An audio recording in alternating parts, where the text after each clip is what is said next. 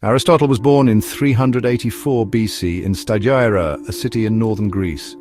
His father, Nicomachus, was a personal physician at the Macedonian royal court, which brought Aristotle into contact with medical and scientific knowledge at an early age. At the age of 17, he moved to Athens and joined Plato's academy, where he studied and researched for around 20 years. Although he was Plato's student, he developed his own independent philosophy, which differed from Plato's theory of ideas in particular by emphasizing empirical observation and the world experienced by the senses.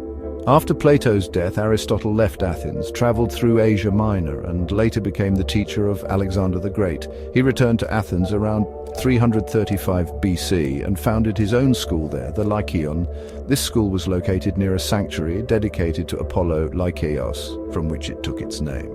The Lykeion was not only a place of teaching, but also a center of scientific research. Aristotle and his students often held discussions during walks in the Lykeion's promenades, the so-called Peripatos, which is why his followers were known as peripatetics.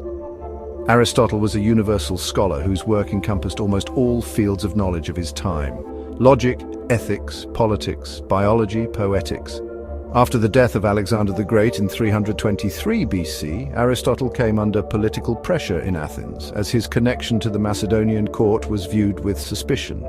To avoid being accused of impiety, he left the city and retreated to Chalcis on the island of Euboea, where he died in 322 BC. Aristotle's thinking influenced philosophy, science, and logic for centuries, from antiquity through the Middle Ages to modern times.